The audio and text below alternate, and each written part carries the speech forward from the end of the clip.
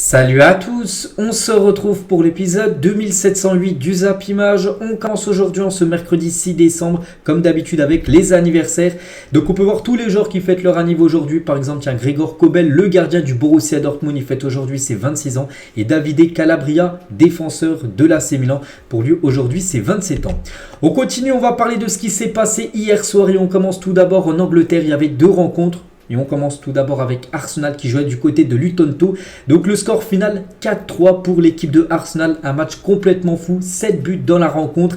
Donc Arsenal a gagné le match grâce à Declan Rice, buteur à la 97e minute de jeu. Il restait à peine 10 secondes à jouer. Et il a été buteur de la tête et il donne 3 points très importants à l'équipe de Arsenal bien sûr pour la suite de ce championnat de Première Ligue. Donc Martinelli, Gabriel Jesus et Kai Havertz ont été également buteurs côté Arsenal. On peut voir aussi les 3 buts, les 3 buteurs côté Luton Town. Donc dommage pour Luton Town parce qu'ils ont failli accrocher cette équipe de Arsenal parce qu'elle menait 3-2. Puis après ils ont pris 2 buts et du coup ils ont perdu le match 4-3. Donc les statistiques de la partie, bon après la victoire est plutôt logique et méritée quand même de Arsenal même si elle a eu, elle a eu beaucoup de temps à se dessiner à cette victoire.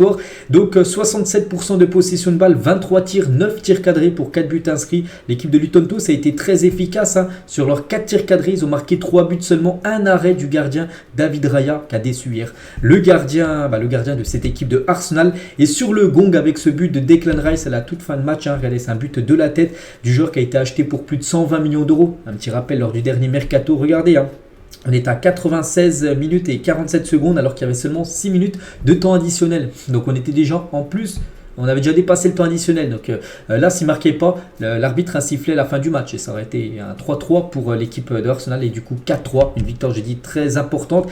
Et le scénario du match était un petit peu fou parce qu'Arsenal a mené à 0. Ensuite, Luton Town égalisé. Ensuite, Arsenal repassé devant, donc il menait 2-1, ensuite Luton Town a fait 2-2, 3-2 il menait, puis après ça a été le comeback, la remontada on peut dire, de Arsenal en mettant 2 buts, 59e et 97e minute de jeu, avec ce but bien sûr de Declan Rice, l'ancien joueur de West Ham. Donc félicitations à lui, et c'est pas la première comme cette saison qu'il nous fait où il marque un but très tardif. Donc le 3 septembre dernier, donc Declan Rice donne à Arsenal une avance de 2-1 contre Manchester United à la 96e minute de la partie. Donc ça s'est même fini à 3-1. Il y a eu un autre but encore après, mais il a donné l'avantage parce qu'il y avait 1-1 à la 95e.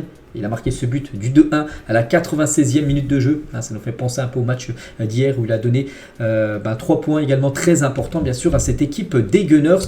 Et on peut voir par exemple William Saliba, le défenseur français, très content bien évidemment à la fin de la rencontre du côté de Luton Town. C'est un petit stade les gars, Luton Town, mais voilà, hier il y avait une grosse ambiance bien sûr vu que c'est Arsenal en face, l'une des meilleures équipes anglaises. Kai Havertz les gars, donc là il a marqué Kai Havertz, donc c'est quand il y avait 3-2 pour Luton Town, c'est lui qui a égalisé pour le 3-3. Et Kai Havertz, c'est vrai qu'il est dans une bonne forme actuellement, donc il a inscrit 3 buts lors de ses 4 derniers matchs avec Arsenal, c'est pas mal et surtout qu'avant cette série de 4 derniers matchs où il a marqué 3 buts, avant il n'arrivait plus à marquer, il n'avait marqué qu'un seul but lors de ses 30 matchs précédents. Avant les 4 là où il a marqué 3 buts, donc voilà, il est dans une grande forme on peut dire, le joueur allemand Kai Havertz. On va parler de Bukayo Saka. C'est vrai que parmi les buteurs, il y a eu 4 buteurs différents, il n'a pas marqué, c'est plutôt rare, surtout qu'il y a eu comme 4 buts inscrits par Arsenal, mais il a été auteur d'une passe décisive et Saka est impliqué dans 19 buts sur les 20 derniers matchs qu'il a disputés cette saison avec Arsenal, toutes compétitions confondues, 8 buts, 11 passes D pour Bukayo Saka, et Saka a été décisif contre 25 des 25 équipes qu'il a affrontées en Première Ligue, contre tous les clubs qu'il a joué au moins une fois en Première Ligue, il a été au moins une fois décisif, tout en bas Luton Town, il n'avait jamais marqué, jamais fait de passe D, de toute façon c'est la première fois qu'il les affronte, cette équipe de Luton Town qui a souvent joué dans les divisions inférieures, et du coup voilà, une passe D, donc il est décisif, donc regardez, on peut voir à chaque fois où il était plus décisif, par exemple Manchester United, dans sa carrière il a marqué 3 buts et 2 passes décisives contre cette équipe anglaise en Première Ligue bien évidemment, donc voilà, sacré joueur bien sûr ce Bukayo Saka. Une petite photo de Mikel Arteta après le but de Declan Rice à la 97e minute, parce qu'il sait que c'est un but qui donne une victoire et 3 points très importants. L'objectif bien sûr de Arsenal, un peu comme la saison dernière, c'est remporter la Première Ligue. On sait que c'était effondré un peu en fin de saison dernière, donc là l'objectif bien sûr c'est de conserver cette avance qu'ils ont actuellement. Ils ont 5 points d'avance d'avance quand même sur le deuxième, hein, cette équipe d'Arsenal, bon avec un match en plus, hein, vu que le reste des matchs vont se jouer aujourd'hui. David Raya, j'ai dit un match très mauvais de sa part, une 2-3 sur une application, on peut noter bien sûr sa performance, un petit rappel, un 4 tirs cadrés Luton Town, il a pris 3 buts, hein, pas un gros match de sa part, et surtout quand on sait qu'il y a Aaron Ramsdale, hein, qui avait été le gardien titulaire la saison dernière, qui a perdu sa place parce que Arteta voulait un nouveau gardien. C'est vrai qu'avec son mauvais match, hein, ça peut peut-être remettre les cartes en jeu, on peut dire, pour Ramsdale, qui pourrait peut-être gauler le prochain match, on verra. Et du coup, Arsenal, les gars, avec ce match où ils ont marqué 4 buts, donc ils viennent de dépasser la barre des 100 buts inscrits, toutes compétitions confondues sur l'année 2023, donc 101 buts exactement pour Arsenal. On peut voir que Leverkusen et Bayern Munich sont à 111 buts, le Real Madrid 121 buts et Manchester City 140 buts depuis janvier, toutes compétitions confondues. Donc il n'y a pas d'équipe française, c'est-à-dire que le PSG, l'équipe qui marque beaucoup, n'a pas encore dépassé la barre des 100 buts, hein, sur cette année 2023, bien sûr, hein, toute compétition confondue. Donc voilà ce qu'elle va dire, hein, sur ce Arsenal Luton Town hier avec une victoire importante des Gunners. Il y avait un autre match, hein, Wolverhampton contre Burnley. Bon, ça c'est fini une victoire de Wolverhampton qui avait perdu contre Arsenal lors du dernier match là. Donc ils ont gagné 1-0, hein, Wolverhampton. Donc bonne performance pour eux. Et du coup, classement, ça donne quoi? Donc Arsenal 36 points, 5 points d'avance sur Liverpool avec un match en retard pour Liverpool. Donc City, ils ont 6 points d'avance comme Arsenal, hein, sur Manchester City avec également un match en moins pour City. Aston Villa 4e. Donc Luton Town avec sa défaite hier est toujours à la 17e position, hein, de ce championnat de Première Ligue. Le programme aujourd'hui, parce qu'il y a des matchs aujourd'hui mercredi. Brentford ira défier l'équipe de Brighton, Crystal Palace, Bournemouth, Fulham, Nottingham Forest, Sheffield, Liverpool. À Liverpool, un peu la pression vu qu'Arsenal a gagné, ils doivent revenir au contact des Gunners, hein, s'ils gagnent ils reviendront à 2 points, ils doivent s'imposer ce soir à Sheffield. City également, en plus City les gars joue contre Aston Villa, ils sont 4e, City 3e, un petit rappel les gars, Aston Villa, j'en ai parlé encore il y a quelques jours qu'Aston Villa, je crois qu'ils sont sur 11-12 victoires d'affilée à domicile. Donc là, ils jouent City ce soir. On verra ce que ça va donner. Gros match, hein. Et il y a aussi un Manchester United contre Chelsea également ce soir, entre deux équipes qui ont un peu du mal, hein, Manchester 7e et Chelsea 10e. Et à noter qu'avec les matchs de Chelsea, il y a toujours des buts, hein. Regardez les 4 derniers matchs de Chelsea en Première Ligue.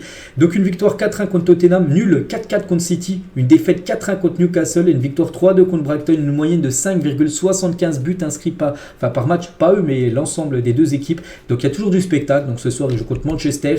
Donc on espère qu'il y ait beaucoup de buts, hein, lors de cette rencontre. Donc voilà, la grosse journée quand même du côté de la Première Ligue. On parlera de tout ça demain. On part rapidement les gars du côté de l'Italie. Il y avait un match de Coupe d'Italie. C'était le premier 8e de finale entre la Lazio et le Genoa. Et la Lazio s'est imposé, petite victoire 1-0. Le buteur, regardez, vous le connaissez tous, c'est Guendouzi les gars, qui s'est offert son premier but avec la Lazio. En plus un but important vu que c'est le seul but du match. Et du coup, grâce à son but et cette victoire, la Lazio se qualifie pour les quarts de finale de cette Coupe d'Italie. Donc il y avait seulement un match hier, il y a un match aujourd'hui, Fiorentina-Parme, hein, c'est à 21h ce soir. Et sinon les autres matchs, on peut voir, il y a un match le 19 décembre, il y en a un autre match le 20, il y a un match le 2-3 janvier, et même le 4 janvier. Donc voilà, ça s'étale sur plusieurs semaines, on va dire, hein, c'est 8e de finale de Coupe d'Italie. On revient en France les gars, on va parler rapidement de la Ligue 2 parce qu'il y avait une journée hier de Ligue 2 et voilà, vu qu'il y avait quelques rencontres, on va parler, hein. On commence tout d'abord de Saint-Etienne qui joue contre Guingamp et défaite de Saint-Etienne 3-1 à domicile. Pourtant ils menaient 1-0 dans le match, ils ont pris un sacré comeback, hein. Donc belle victoire de l'an avant de Guingamp. On peut voir les statistiques de cette partie. Et Saint-Etienne les gars enchaîne une 5e défaite consécutive en Ligue 2 et redescend plutôt à la 8e place, hein. Perdu 3 contre Guingamp, 1-0 contre Amiens, 2-1 contre Pau, 5-2 contre la Géocère et 1-0 contre Paris FC. 5 défaites d'affilée. Et du coup c'est fini pour le coach. Laurent Batles n'est plus l'entraîneur de Saint-Etienne après la défaite hier. On a vu un communiqué officiel de la part de Saint-Etienne en gros qui licencie Laurent Batles à cause des mauvais résultats. 5 défaites d'affilée, hein. Donc un nouveau coach devrait arriver. Donc pour l'instant c'est Laurent Ward qui assurera l'intérim jusqu'à nouvel ordre, jusqu'à qu'un nouveau coach débarque sur le banc de l'AS Saint-Etienne. L'équipe de Bordeaux en grande difficulté également, ils jouent contre Quevilly-Rouen hier et ils ont perdu 3-2, cette équipe des Girondins de Bordeaux. On peut voir les stats, il y a eu beaucoup de tirs dans le match, 20 tirs pour les deux équipes, 40 frappes dans le match et c'est Quevilly qui a été plus efficace que l'équipe de Bordeaux parce qu'on peut voir qu'ils ont gagné 3-2. Et les Girondins de Bordeaux, le bilan est catastrophique après 17 journées, c'est 5 victoires, 4 nuls et déjà 8 défaites. Ils sont je crois actuellement relégables, ils peuvent descendre descendre, pourquoi pas en troisième division nationale. Un petit rappel, ils ont failli monter en Ligue 1 saison dernière, et là c'est une saison très, très délicate, on peut dire, pour Bordeaux. L'équipe de Laval, qui était leader avant cette journée, ils jouaient du côté de l'AS Ajaccio, et ils ont perdu. Laval, ils ont perdu 2-0 hier. Du coup, juste concernant cette rencontre, on va parler d'un joueur de l'AS Ajaccio, les gars. Il s'appelle Riyad Nouri et il a marqué un but. Donc un but, une victoire, et c'était son 400e match. Donc parfait pour lui, hein, comme j'ai dit, il a été buteur lors de cette rencontre contre le leader. Angers contre Grenoble. Angers s'est imposé 1-0 et Angers, malgré qu'ils se sont fait dominer, regardez, seulement 7 tirs, 1 tir cadré. Et ça a été le but, hein, alors que Grenoble, les gars, ils ont plus de 5 tirs cadrés. Angers, grâce à cette victoire, c'est le nouveau leader de la Ligue 2, vu que Laval s'est incliné. Angers a gagné. Angers maintenant premier de ce championnat de Ligue 2. La Géocère aussi, grosse équipe, hein, du côté de la Ligue 2, s'est imposée 2-1 du côté de Concarneau. Les Stacks de 3 s'est imposé 2-0 contre l'équipe, c'est l'équipe de Amiens. Il y avait aussi Dunkerque contre Bastia, hein, Dunkerque dans le nord de la France, Bastia tout dans le sud de la France. Donc 5-0 hein, pour Bastia, une grosse victoire pour les Corses. Hein. Le Paris FC contre Rodez, une victoire 2-0. Pau, les gars, s'est imposé 3-1 contre Valenciennes. Et à noter, les gars, il y a eu un but inscrit par Pierre-Yves Hamel hein, contre, hier, donc depuis sa moitié de terrain, 54 mètres, il a quand même inscrit un but, hein, c'est totalement fou, les gars, lors de cette rencontre. Et aussi, les gars, Moussa Silla, ancien joueur de Monaco, brille du côté de Pau, j'ai dit, avec leur victoire hier. Donc il a marqué 2 buts et une passe décisive, hein, ce joueur, les gars, de Pau, hein, qui a été efficace et surtout décisif sur les 3 buts de son équipe. Et toujours, tiens, avec Pau, une petite info de plus, les gars, club qui n'a connu sa première saison en Ligue 2 qu'en 2020 et 19e budget du championnat. Donc l'équipe de Pau hein, sont actuellement quand même 4e de Ligue 2, c'est pas mal. Ils viennent d'enchaîner comme 6 matchs sans défaite, hein. C'est vrai que c'est l'avant-dernier budget de Ligue 2, puis ils peuvent pourquoi pas prétendre à monter en Ligue 1 la saison prochaine. Donc sinon tous les autres résultats, je crois que je vais parler de tous les autres matchs, hein, bien sûr, du côté de la Ligue 2. Reste un match, c'est aujourd'hui les gars, Annecy contre Caen, c'est à 19h aujourd'hui. Le classement ça donne quoi? Donc Angers maintenant en tête devant l'équipe de Laval. La Géocère juste derrière, un point, c'est vrai que c'est serré, hein, 34, 33, 32, puis après il y a un petit creux avec Pau, hein, j'ai dit, qui a 29 points. Donc Saint-Etienne hein, qui est actuellement à la 8e position, mais pas que Saint-Etienne, il y a à peu près un mois et demi, ils étaient 2e hein, de la Ligue 2, donc ils ont vraiment chuté avec 5 défaites d'affilée, donc ils dégringolent au classement. Et Bordeaux les gars, 17e, hein, n'oubliez pas, il y a, je crois que c'est les 4, hein, enfin c'est les 3 qui descendent avec un système de barrage, hein, bien sûr, pour la saison prochaine. On continue les gars, on va parler de l'équipe de France féminine. Donc l'équipe française jouait du côté du Portugal, c'était le dernier match, leur 6e et dernier match de poule de la Ligue des Nations. Elles ont gagné 1-0. Bon, c'était une équipe très remaniée, il avait fait tourner Hervé Renard. Elles se sont imposées de toute façon, même si elles auraient perdu, elles étaient quand même qualifiées hein, pour le Final Four. Elles sont sûres de terminer en première position, elles confortent à cette première place bien sûr les Françaises. On va parler tiens d'un match entre l'Espagne et la Suède. L'Espagne qui avait perdu son dernier match là, il y a quelques jours, donc elles ont failli encore perdre, hein. N'oubliez pas que l'Espagne a gagné la dernière Coupe du Monde féminine, elles perdaient 3-1 contre la Suède, puis elles ont gagné le match 5-3, un match totalement faux, 8 buts dans la rencontre et belle victoire des Espagnols. Sinon tous les autres résultats de cette Nation League, voilà, on peut voir par exemple, juste on va parler de 2 matchs tout en bas, Pays-Bas, Belgique 4-0 et l'Écosse contre l'Angleterre 6-0 pour l'Angleterre, et du coup l'Angleterre finit 2e de leur poule. Vu que c'est les Néerlandaises qui finissent en tête, parce qu'il y avait un gros groupe avec l'Angleterre et les Pays-Bas dans le même pool de la Ligue des Nations, et du coup c'est seulement les premières équipes qualifiées pour les Jeux Olympiques, ce qui veut dire que l'Angleterre ne sera pas, enfin l'Angleterre féminin ne sera pas aux Jeux Olympiques du tournoi féminin, hein, qui aura lieu à Paris l'été prochain. Ça sera plutôt les Néerlandaises bien sûr qui seront présentes. Concernant l'équipe de France, elles sont d'ores et déjà qualifiées vu que c'est le pays organisateur. Le programme aujourd'hui foot, hein, donc on a parlé tout à l'heure de la Première Ligue, il y avait des rencontres, il y a aussi une rencontre hein, du côté de la Coupe d'Italie. En Allemagne aussi il y a de la coupe, hein. Donc Bayer Leverkusen contre Paderborn ou par exemple Stuttgart contre Dortmund, hein. À noter les gars que le Bayern Munich éliminé, hein, ils avaient perdu le tour avant contre une D3, souvenez-vous, donc ils sont plus de là. Et la même chose pour Leipzig, hein, Leipzig a été également éliminé, donc voilà, c'est peut-être la voie royale hein, pour Bayer Leverkusen ou peut-être Dortmund hein, d'aller chercher bien sûr un titre en fin de saison. Il y a aussi tout ça les gros programmes aujourd'hui, donc par exemple Villarreal contre Maccabi Haïfa, c'est de la Ligue Europa. En gros c'était un match qui devait se jouer tout simplement, il a été reporté à cause, vous savez ce qui se passait en Israël, enfin ce qui se passe toujours, hein. Donc du coup avec le Maccabi Haïfa qui est une équipe israélienne, donc du coup ça se joue ce soir ce match, hein. Et aussi Marseille-Lyon qu'on va parler tout de suite, Annecy-Caen à 19h, et voilà 2 rencontres hein, du côté du championnat néerlandais. Et concernant ce match hein, OM-OL, voilà on est le 6 décembre, ce match déjà qui devait être joué il y a plus d'un mois, Il se joue ce soir, parce qu'on sait ce qui s'est passé, sous haute surveillance, ce Olympico. Donc plus d'un mois après les graves incidents qui avaient provoqué le report du match, l'OM reçoit l'OL lors d'une rencontre à fort enjeu sécuritaire, mais aussi sportif, bien évidemment. Donc tout d'abord, et c'est officiel les gars, les supporters de Lyon sont interdits de déplacement à Marseille pour OM-OL. Ils avaient été là lors du match normalement qui devait se jouer. Il y avait des supporters lyonnais, mais pour ce soir, ils sont interdits de déplacement. Il n'y aura aucun supporter lyonnais dans le Vélodrome. Donc cette mesure est justifiée par un risque réel et sérieux d'affrontement entre les supporters des deux clubs avec ce qui s'est passé. Donc la LFP veut pas qu'encore qu'il y ait de débordement. En plus, on sait ce qui s'est passé encore samedi dernier, bien sûr, avec le supporter nantais qui est décédé. Donc là, bien sûr, ça a été interdit directement. Et même les annonces de la ministre des Sports après le décès du supporter nantais samedi ont trouvé rapidement un prolongement concret, puisque tous les matchs à risque, vraiment les matchs à risque, donc par exemple ce match ce soir, jusqu'au 18 décembre prochain, ne disputeront sans supporters visiteurs. En gros, interdiction de déplacement des visiteurs, des supporters visiteurs pour les matchs à risque. Et vu que ce soir c'est un match à risque, il aurait pu y avoir des affrontements. C'est pour ça que ce soir tous les supporters lyonnais sont interdits. Et Gattuso est contre les interdictions systématiques de déplacement des supporters. Il a dit interdire le déplacement des supporters serait-il une solution? Il a dit c'est une défaite pour le football, c'est une défaite pour le sport.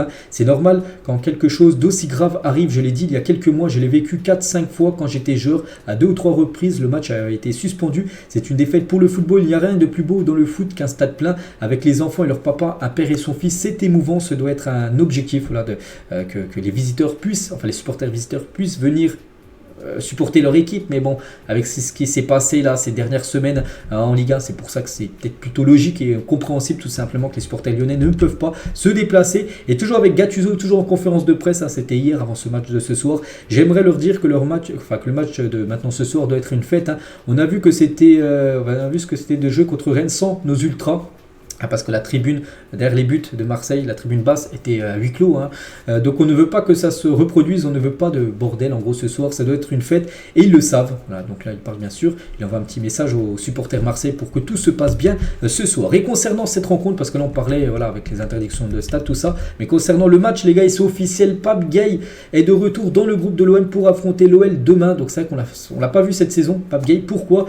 Donc le milieu international sénégalais était suspendu depuis 4 mois dans le cadre de son précédent transfert à Watford. Il avait été suspendu pendant 4 mois, il ne pouvait pas jouer au foot. Il avait fait la pré-saison, les matchs amicaux, mais aucun match, il a joué aucune minute cette saison en Ligue 1.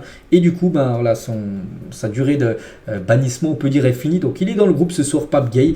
Donc il avait impressionné le staff de l'OM lors de la pré-saison. Bon, c'était Marcelino avant l'ancien coach.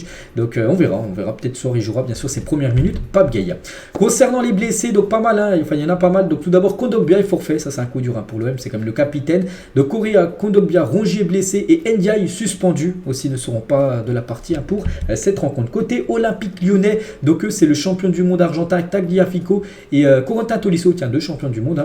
Forfait pour OM-OL, les deux ne seront pas présents avec l'équipe de Lyon pour cette rencontre. Et concernant l'équipe de Lyon, donc 3 supporters de Lyon ont été mis en garde à vue pour provocation à la haine raciale et injure à caractère racial après les saluts nazis et des cris de singe de fans du club lyonnais avant l'Olympico. C'était lors du match qui devait se jouer il y a plus d'un mois. On sait ce qui s'était passé avec le caissage de bus, mais il y a aussi des débordements, des cris de singe et des saluts nazis, des supporters lyonnais qui étaient dans les tribunes. Et du coup, 3 supporters de Lyon ont été arrêtés hier. Donc ces personnes seraient proches d'un groupe d'extrême droite de supporters nommé Mezza Lyon, non reconnus par l'équipe de l'Olympique Lyonnais. Donc voilà, une petite info concernant quelques supporters de Lyon. Et Lyon, les gars, vraiment sérieusement réfléchit à boycotter le match OM-OL en ne se rendant pas à Marseille et en déclarant forfait. Ils voulaient tout simplement, par rapport à ce qui s'est passé il y a un mois, boycotter le match, en gros, perdre même sur tapis vert. C'est une source proche du club, enfin interne du club, qui a dit on a vraiment songé à frapper un grand coup, explique une source proche du club. Quand on regarde le classement, on ne peut pas se permettre de perdre sur tapis vert. Si Lyon avait été en haut de tableau, dans un autre contexte sportif, ça serait passé autrement. Et du coup, ils auraient annoncé, ils ne seraient pas venus, ils auraient perdu le match 3-0, mais ils auraient marqué un grand coup tout simplement de ne pas être allés du côté de Marseille pour jouer ce match par rapport à ce qui s'est passé il y a un mois. Mais vu qu'ils ont dit, vu que là ils sont dans une période, ils sont derniers, ils ne peuvent pas se permettre de perdre un match sur tapis vert, ils sont obligés d'essayer de prendre des points. Donc voilà, c'est pour ça qu'ils sont bien sûr présents ce soir pour jouer cette rencontre. Et ce soir, le match ne se jouera pas guichet fermé, 55 000 places ont été vendues pour l'instant. Là encore qui vont être vendus dans la journée. Donc voilà, concernant cette rencontre. On revient cette fois-ci un an jour pour jour en arrière, c'était le 6 décembre 2022 et le Maroc se qualifiait pour les quarts de finale de la Coupe du Monde 2022. Donc les Lions de l'Atlas éliminaient l'Espagne au tir au but après avoir tenu le 0-0 jusqu'au bout de la prolongation. L'Espagne, ils avaient fait plus de 1000 passes dans le match, grosse possession mais ils n'avaient pas réussi à marquer. Et du coup ça s'est joué au tir au but et c'est Achraf Hakimi les gars qui inscrivait le tir au but vainqueur d'une sublime Panenka. Et du coup l'Espagne éliminée, le Maroc qualifiés. Ils allaient affronter après le Portugal en quart de finale. Il y a la même chose les gars pour le Brésil, c'était il y a un an jour pour jour. Neymar avait inspiré le Brésil et une victoire 4-1 contre la Corée en 8e de finale de Coupe du Monde. Donc voilà, c'était une victoire 4-1 des Brésiliens. Voilà, c'était contre la Corée. Neymar avait été élu même homme du match, c'était il y a un an jour pour jour. Après ils avaient affronté, c'était la Croatie en quart avec une élimination après la séance des tirs au but. Andy Delors s'exprime sur les accusations visant Christophe Galtier. J'en ai parlé hier, moi sincèrement je n'ai jamais entendu Christophe Galtier tenir des propos racistes ou discriminants et pourtant j'ai fait la saison complète avec Christophe Galtier en tant que coach et j'ai vu tous les propos qui sont sortis. Il a été plutôt choqué parce qu'il y en a qui disent voilà, vous pouvez voir, vous allez regarder l'épisode que j'ai dit hier, ce qu'il aurait dit. N'oubliez pas qu'il va passer au tribunal, là c'est dans 9 jours parce que hier c'est dans 10 jours. Donc voilà, concernant Delors, pour lui il n'a jamais entendu Christophe Galtier dire des propos, on peut dire racistes. Federico Chiesa, donc mon meilleur échange de maillot, Kylian Mbappé, c'était lors d'un match PSG Juventus, c'était la saison dernière en phase de poule de Ligue des Champions, il a échangé son maillot avec Kylian et ça a été son meilleur échange, on peut dire, de maillot. Et tiens, en parlant de Kylian Mbappé, voici les 3 nommés pour le trophée UNFP du meilleur joueur du mois de novembre en Ligue 1 et de nouveau Mbappé est parmi les 3. Donc Mbappé, Jonathan Klaus et Jean-Claire Todibo sera l'heureux élu. N'oubliez pas qu'Mbappé il a déjà le record, il a été élu homme du mois en Ligue 1 11 fois, c'est bien évidemment un record, donc là il pourrait peut-être être le deuxième fois, donc on verra, on connaîtra là l'heureux élu là dans quelques jours. Toujours tiens du côté du Paris Saint-Germain, donc hier sur l'émission Roten sans flamme, grosse info les gars, Jérôme Roten indique qu'un transfert est déjà bouclé au PSG en vue du mercato d'hiver, c'est lui qui l'a dit, Jérôme Roten, je sais pas c'est quoi ses sources, moi je relaye les infos, donc il a dit tout est finalisé avec un défenseur central axe gauche au PSG, le joueur est d'accord, c'est un joueur d'expérience. Le nom pour l'instant, pourtant vous savez, j'ai beaucoup d'infos sur le foot, j'essaie de vous donner le maximum pour l'instant, il n'y a pas de nom. Il n'y a pas de nom qu'à filtrer, mais d'après Roten, les gars, il y a un joueur, c'est bouclé, il a signé du côté du PSG, on attend maintenant de savoir qui c'est. Bon, je pense que ça va fuiter très rapidement, donc voilà, une recrue devra arriver du côté du PSG. Ce qu'on sait les gars, c'est que c'est un défenseur central, axe gauche, donc peut-être gaucher, et il a de l'expérience. Donc voilà ce qu'il y a, enfin une nouvelle recrue du côté du Paris Saint-Germain. On va reparler de Lyon les gars, la DNCG autorise Lyon à recruter cet hiver parce que hier la DNCG a donné son verdict par rapport à Lyon s'ils pouvaient recruter et non. Et oui les gars, ils peuvent recruter dès cet hiver et du coup l'Olympique Lyonnais devra investir 50 millions d'euros lors du mercato hivernal parce qu'on sait qu'ils sont derniers et doivent avoir des renforts. Ils vont être plutôt actifs sur le mercato hivernal, l'équipe de Lyon, pour redresser on peut dire la barre parce qu'ils sont toujours 18e de ce championnat.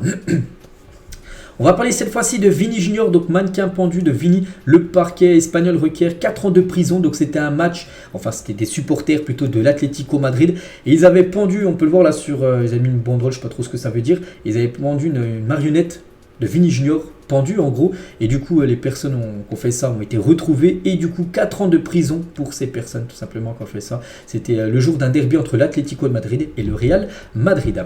On va parler de Yacine Bounou et c'est officiel, Yacine Bounou est élu meilleur gardien du mois en Saudi Pro League 1. Félicitations à lui et pour la deuxième fois consécutive, il a déjà remporté ce prix pour le mois d'octobre, il le remporte pour le prix du mois de novembre, le mois dernier. Félicitations à lui et on va parler de son équipe de Al Hilal parce que c'est impressionnant. Al Hilal est sur une série de 15 victoires toutes compétitions confondu, le club saoudien a réalisé 13 clean sheets en ne concédant que 2 petits buts lors de cette incroyable série. C'est peut-être pour ça qu'il a été élu lors des 2 derniers mois le meilleur gardien. Donc voilà, les 15 derniers matchs, voilà, que des victoires et beaucoup de clean sheets à part une fois là, but concédé aussi. Donc incroyable bien sûr cette équipe de Al Hilal où joue par exemple Neymar, mais bon, Neymar est blessé actuellement. Officiel, le Barça annonce que Marc-André Ter Stegen va se faire opérer du dos pour soigner ses douleurs lombaires. Il a des gros problèmes de dos tout simplement, donc il hésitait encore hier, est-ce qu'il allait se faire opérer ou non. Du coup il a parlé avec les médecins lui ont conseillé de se faire opérer, donc du coup il va se faire opérer Marc-André Ter Stegen. Et du coup depuis la blessure de Marc-André Ter Stegen, le Barça envisagerait le recrutement de Sergio Asenjo ou de David De Gea qui est actuellement libre, donc on sait qu'il y a Inaki Peña en plus qui a fait un gros match, mais peut-être un autre gardien pour arriver pour combler, on peut dire, l'absence de Marc-André Ter Stegen qui va être blessé. Normalement, c'est pour les 3 prochains mois. On va parler de Luis Suarez vers l'Inter Miami. Ça sent très très bon pour l'ancien joueur de Grêmio parce qu'il a joué son dernier match, là c'était dimanche dernier. Et du coup, il devrait bien signer du côté de l'Inter Miami. Donc, il devrait s'engager 1 an. Hein, donc, voilà, là, dans les prochains jours. Et voilà, il va retrouver ses anciens collègues, hein, surtout son grand copain Léo Messi, mais Alba aussi, Busquets, 3 anciens joueurs du Barça. Et lui, donc voilà, c'est un peu le Barça vintage, on peut dire, hein, cette équipe de l'Inter Miami. Tiens, en parlant de Léo Messi, son grand ami, hein, par rapport à Suarez, donc officiel, Léo Messi est l'athlète de l'année par le journal Time. Hein. Donc pour moi, les gars, c'est une énorme surprise, peut-être voir un scandale. Pour moi, quand on dit de l'année, c'est de l'année 2023. Qu'est-ce qu'il a fait en 2023? Pas grand-chose. Hein, donc peut-être eux ils prennent en compte la Coupe du Monde, mais n'oubliez pas que la Coupe du Monde c'était l'année dernière, en 2022.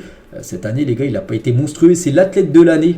Voilà, donc peut-être Haaland pour moi mériterait plus hein, d'être élu athlète de l'année. Bon après voilà c'est le journal Time hein, qui a désigné Messi, donc on le félicite hein, par rapport à ce titre hein, pour lui. Et toujours tiens par rapport à Messi, tout ça, l'Inter Miami, donc Adidas vient de sortir une paire spéciale aux couleurs de l'Inter Miami, donc des chaussures Adidas de couleur rose, hein. Bien sûr la couleur on peut dire de Miami, enfin d'Inter Miami. Et toujours tiens avec Léo Messi, l'Argentine, donc les matchs de la phase de groupe de l'Argentine en Copa América cet été se dérouleront dans ces 3 stades. Hein. Donc tout d'abord le stade de Mercedes-Benz Stadium Atlanta, ce sera leur premier match, le match d'ouverture sera dans ce stade pour l'Argentine. Le deuxième match, le Hard Rock Stadium, où se jouera également la finale de la Copa América, hein. Et le troisième match du côté de New Jersey. Et ce qui est fou les gars, c'est quand même que ce stade au milieu où il y aura la finale les gars, par exemple il a la capacité moitié par rapport à ce stade Mercedes-Benz Stadium, hein. Je ne sais pas pourquoi ils ont voulu jouer une finale avec une capacité de 40 000 places alors que là il y a au moins 80 000 places. Je sais pas, peut-être parce que c'est à Miami, peut-être pour favoriser Léo Messi, je sais pas, j'en sais rien. Officiel, Allegri est élu entraîneur du mois en Serie A. Voilà, donc et à noter les gars, je juste reviens. Donc sur ce stade les gars, c'est pas le stade de l'Inter Miami, hein, c'est un autre stade de Miami, mais bon voilà, ça reste comme à Miami où joue, on peut dire Messi. Donc voilà, c'est une petite parenthèse. Bref, on revient les gars sur ça. Donc Allegri est élu entraîneur du mois en Serie A. Félicitations à lui. Hein, n'oubliez pas que du côté de la Juve revient très très fort au classement hein, sur l'équipe de l'Inter. Donc félicitations à Allegri. Et à noter les gars qu'il y a aussi quelques trophées qui ont été remis hein, par rapport à des joueurs du côté de la Serie A comme Leao et Victor Osimhen qui ont reçu chacun un trophée. C'était par rapport à la saison dernière hein, et il a été demandé aux joueurs de Serie A pour qu'ils avaient voté comme meilleur joueur de la saison 2022-2023, donc la saison dernière lors de la remise des prix hein. Donc Leao donc, il a dit moi j'ai voté pour Osimhen, et Osimhen il a dit pour moi-même. Donc voilà, il a été franc tout simplement hein, Osimhen, pour dire qu'il a voté lui-même hein, pour remporter bien sûr ce prix. Et on peut voir aussi Mike Mignon, donc lui Mike Mignon a reçu le prix hein, du meilleur gardien hein, de la saison dernière en Serie A. C'est vrai que c'est amplement mérité. Quand certains joueurs de Ligue 1 passent en mode GTA 6, parce que vous savez, enfin je pense si la plupart savent hein, que GTA 6 va sortir en 2025. Voilà, bon, moi je suis très content parce que j'adore ce jeu. J'ouvrirai peut-être même une chaîne les gars YouTube spéciale GTA dans le futur quand ça sortira. Bref, donc voilà. Quelques photos, on peut dire, modélisées. Par exemple, Mbappé en mode GTA. On peut voir, c'est le genre de Reims Ito en mode GTA, Aubameyang en mode GTA, ou par exemple, c'est Lacazette en mode GTA, bien évidemment. Ou par exemple, regardez quand Toulouse surfe sur la hype GTA 6 pour présenter son calendrier du mois de décembre, grand TFC Auto au lieu de grand F Auto. Ils ont mis les matchs qu'ils ont. Donc là, par exemple, ils ont le match le 10, là, c'est contre l'équipe de Lyon, c'est dimanche. Hein. Tout en haut à droite, on peut voir contre l'Asc, c'est le 14. C'est en haut à droite de l'autre côté là. Contre l'Asc, ce sera le match d'Europa League. Et tout en bas à droite, pour le 17, ça sera contre Rennes. Et le 20, ça sera contre Monaco. En gros, ils ont montré leur calendrier des matchs pour le mois de décembre. Avec bien sûr cette jaquette, on peut dire, de GTA. Et Jude Bellingham était aussi s'il était un personnage de GTA 6. Donc voilà, par rapport à cette hype hein, de GTA. Et tiens, en parlant de Jude Bellingham, donc il pose avec ses coéquipiers du Real Madrid pour son trophée Golden Boy qu'il a remporté, c'est lundi soir hein, du côté de Turin. Et c'est Jude Bellingham hein, qui a demandé à prendre une photo avec le groupe pour sa victoire Golden Boy. Prenons une photo, n'est-ce pas? C'est aussi le vôtre hein, ce trophée, parce que c'est grâce à sa saison, enfin qu'il a fait, mais aussi la saison dernière hein, avec Dortmund qu'il a remporté ce prix. Donc voilà, petite photo de Jude Bellingham avec son prix. Donc en gros Golden Boy, hein, enfin ballon d'or on peut dire, de moins de 21 ans remporté par Jude Bellingham. Et c'est mérité mérité. Il succède à Gavi et Pedri qui avaient remporté 2 dernières éditions. Haaland l'avait remporté en 2020, Félix 2019 et De Ligt en 2018. On peut voir les autres joueurs comme Mbappé qui l'avait remporté en 2017, Pogba l'avait remporté en 2013, Isco l'avait remporté en 2012, Balotelli l'avait remporté en 2010 ou par exemple, je sais pas, tiens, Kun Agüero l'avait remporté en 2007 ou un certain Léo Messi l'avait remporté en 2005, ce prix Golden Boot. Bon, désolé. Donc on continue les gars, on va parler d'un match les gars qui devait se jouer, c'était samedi entre le Bayern et l'équipe de Union Berlin. Du coup ça s'est pas joué parce que regardez, il y avait trop de neige, c'était pas possible de jouer. Et du coup le match a été reprogrammé pour le 24 janvier 2024. Donc voilà. Si vous avez hâte de regarder ce match, donc ça sera fin du mois de janvier. Le père de Florian Wirtz, donc pour l'instant tout est fait pour que Florian continue à jouer à Leverkusen la saison prochaine parce qu'il y a des grosses équipes intéressées par lui. Le Barça le surveille, bon ça sera compliqué pour le Barça parce qu'il coûte cher. Le Real, il y a aussi des clubs anglais, le Bayern également, mais bon, pour son père les gars, il devrait normalement continuer encore à Leverkusen saison prochaine, mais après voilà, à partir de 2025 là il y a des chances qu'il quitte cette équipe allemande. Plusieurs clubs de première ligue sont intéressés par Mathys Tel, la pépite française du côté du Bayern Munich. Il y a quelques clubs quand même qui sont très intéressés par l'ancien joueur du Stade Rennais. Marcos Alonso est sur le départ du Barça. Le club saoudien surveille sa situation. C'est que ce joueur joue très très peu, comme du côté du FC Barcelone. Il est défenseur gauche. Déjà, il y a Alejandro Balde qui est devant lui. Et il y a également maintenant Cancelo qui joue même plus à droite, vu que Balde ne fait pas un gros début de saison. C'est Cancelo qui joue défenseur gauche et Koundé défenseur droit. Donc pour lui, les gars, bon, il peut jouer aussi dans l'axe, défenseur central. Mais bon, ça sent le départ. N'oubliez pas qu'il est en fin de contrat, en fin de saison, mais il pourrait quitter le Barça dès janvier prochain. Jean-Philippe Mateta figure parmi les cibles de Francfort pour le mercato hivernal. L'ancien joueur de Lyon sous contrat jusqu'en 2026 avec Crystal Palace souhaiterait revenir en Allemagne. Donc voilà, Francfort sera intéressé par Mateta. Ressé pourrait rejoindre Las Palmas pour la 3e fois dans sa carrière. C'est fou, la formation espagnole est très intéressée pour le récupérer. Il a déjà joué 2 fois à Las Palmas et actuellement il est libre parce que je crois qu'avec son dernier club où il jouait, je crois que c'était au Brésil, il a été viré, enfin il est en fin de contrat, il n'a pas été prolongé. Et du coup, il pourrait retourner à Las Palmas pour la 3e fois quand même de sa carrière. N'oubliez pas que ce joueur a joué au Real Madrid ainsi au Paris Saint-Germain. Eric Choupo-Moting pourrait être tenté par un départ en Arabie Saoudite cet été. Ce joueur qui joue peu lui aussi du côté du Bayern Munich, surtout maintenant. Il y a Harry Kane, il y a l'éclosion aussi de Mathys Tel. Donc voilà, lui aussi pourrait certainement aller ailleurs et pourquoi pas du côté du championnat saoudien.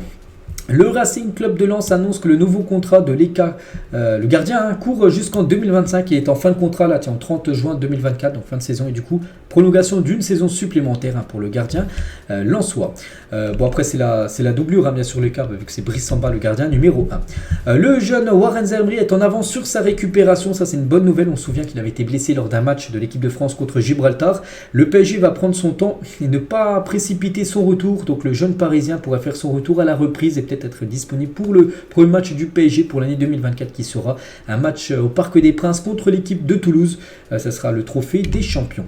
On continue les gars, il y avait ces 2 groupes durant la CAN 2015, la CAN qui commence dans un mois et une semaine à peu près, ça sera le 13 janvier prochain que ça commence. Et par exemple, regardez ce groupe lors de la CAN 2015, groupe très relevé avec le Ghana, l'Algérie, le Sénégal et l'Afrique du Sud. Et on peut voir que c'était le Ghana et l'Algérie qui avaient été qualifiés pour les 8e de finale. Du coup, le Sénégal et l'Afrique du Sud avaient échoué dès les phases de poule. Mais on peut voir quand même 4 grosses équipes dans ce groupe. Il y a un autre groupe aussi, pareil en 2015, avec la Côte d'Ivoire, Guinée, Mali et Cameroun. Donc c'était la Côte d'Ivoire et la Guinée qui avaient été devant le Mali. Donc après, c'est peut-être déjà la différence de but qui avait été qualifiée tout simplement pour les 8e de finale. Et on finit les gars, sa dernière photo du jour, toujours avec cette CAN. Donc la RDC, le Nigeria et le Burkina Faso auraient choisi de se préparer à Abu Dhabi aux Émirats Arabes Unis avant la CAN 2024 pour se préparer tout simplement pour cette compétition. Donc des matchs amicaux pourraient se dérouler entre eux. Donc voilà, concernant cette CAN, je répète les gars, dans un mois, une semaine, ça commencera et bien évidemment, j'en parlerai quand les matchs seront joués. Donc voilà les gars, tout ce qu'il y a à dire aujourd'hui. J'espère que ça vous a plu. On se retrouve tout à l'heure. Il y a l'After Zap Image et demain, on va parler de tout ce qui s'est passé aujourd'hui parce que vous savez qu'il y a un gros programme foot. Ce soir, allez, je vous laisse. Je vous souhaite une bonne journée et à demain.